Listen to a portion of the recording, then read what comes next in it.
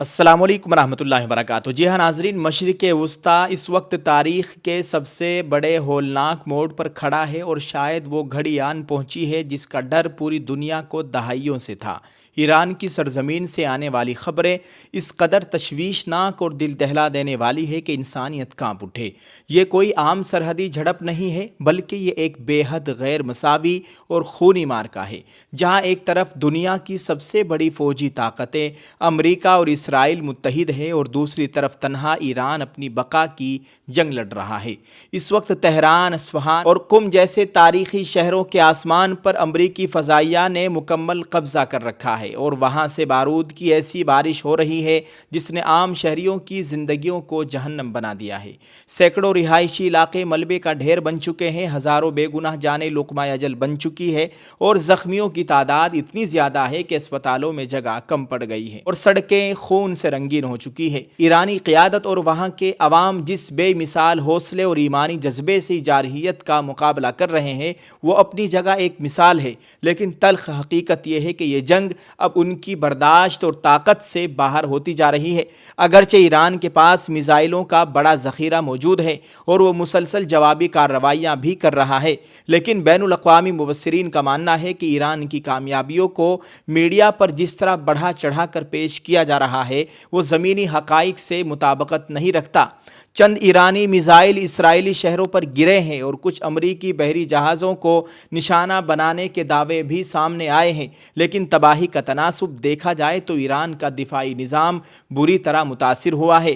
دوسری طرف امریکی B-52 بمبار طیارے اور چند جدید ترین ڈرونز روزانہ سینکڑوں فضائی حملے کر رہے ہیں، جن کا نشانہ براہ راست ایرانی دفاعی تنصیبات اور میزائل لانچرز اور پاسدار انقلاب کے اہم اڈے بن رہے ہیں۔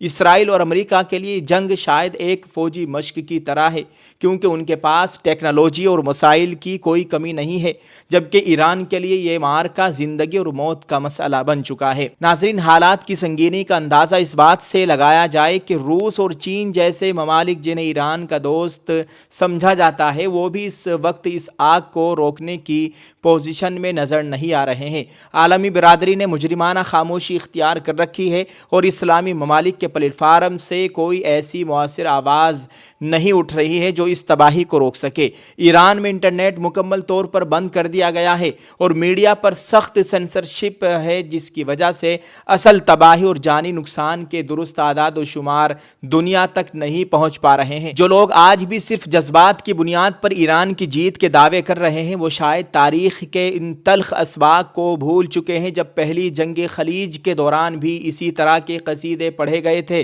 یہاں تک کہ صدام حسین کی فوج نے ہتھیار ڈال دیے تھے۔ جذبہ اور شہادت کا شوق اپنی جگہ مقدم ہے، لیکن جدید ٹیکنالوجی، سیٹلائٹ سسٹم اور لامحدود مالی وسائل کے سامنے صرف جذبے سے جنگ جیتنا ناممکن ہوتا جا رہا ہے۔ اسی کشیدگی کے دوران ایک اور انتہائی اہم اور چونکا دینے والی خبر خلیجی ممالک کی طرف سے سامنے آئی ہے۔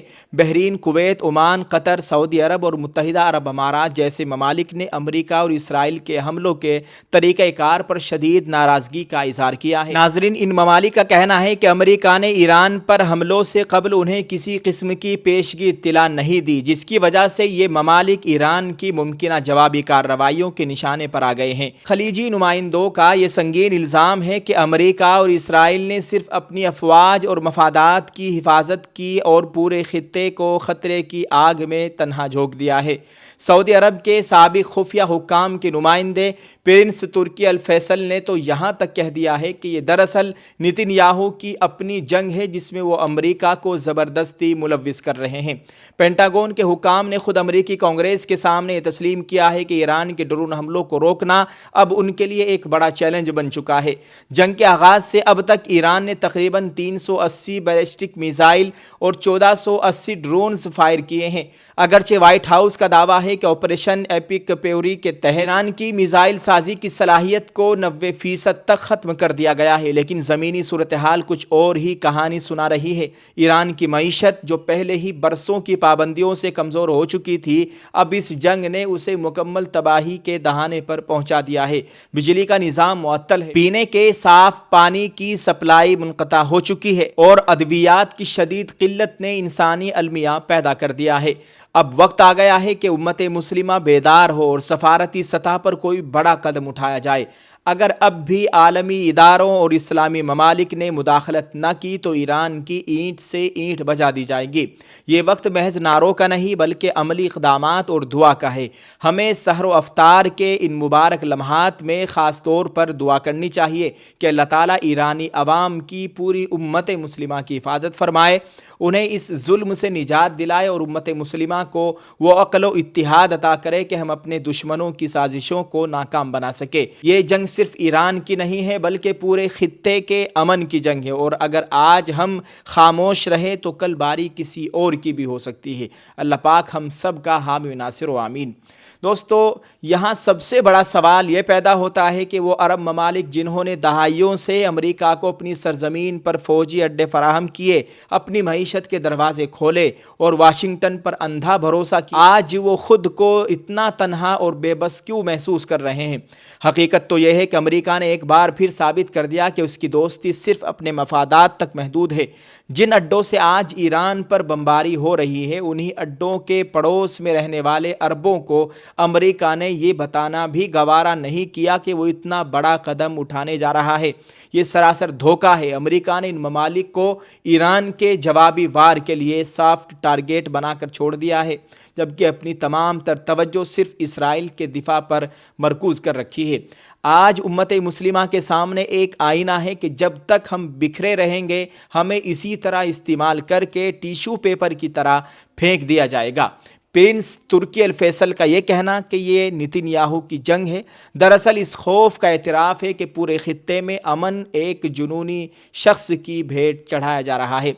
नाज़रीन, अरबों को ये समझना होगा कि उनकी असल ताकत वाशिंगटन के दिफाई मुआहदों में नहीं बल्कि पड़ोसी मुस्लिम ममालिक के साथ इत्तिहाद में है।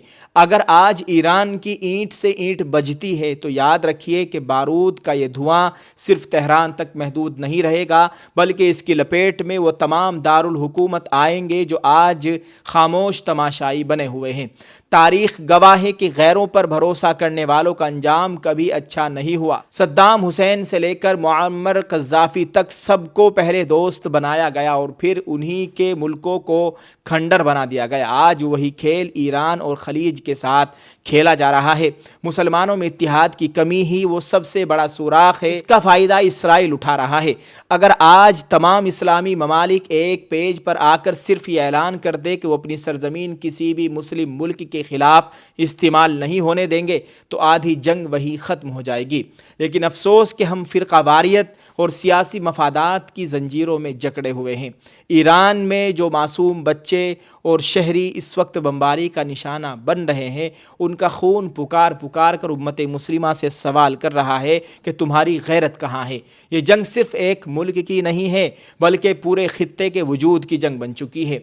नाज़रीन, अगर हम अब भी न जागे और अपने दिफा के लिए दूसरों की बेसाखियों का सहारा लेते रहे तो तारीख़ हमें कभी माफ़ नहीं करेगी।